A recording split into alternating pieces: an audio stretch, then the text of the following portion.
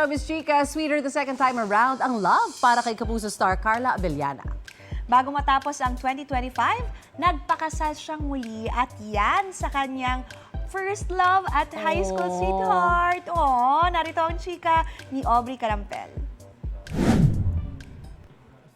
Glowing and radiant bride si Kapuso actress Carla Abellana while walking down the aisle in a Rosa Clara wedding dress.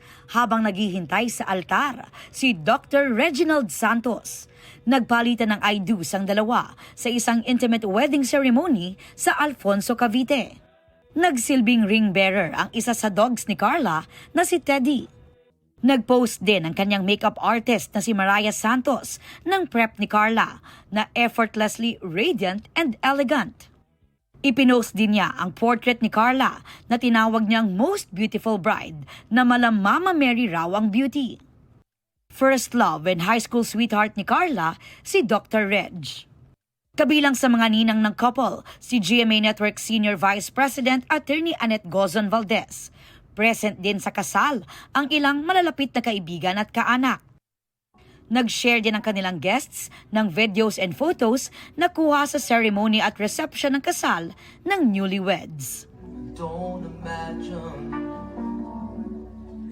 Ito ang unang balita. Aubrey Carampel para sa GMA Integrated News. Igan, mauna ka sa mga balita, mag-subscribe na sa GMA Integrated News sa YouTube para sa iba't ibang ulat sa ating bansa.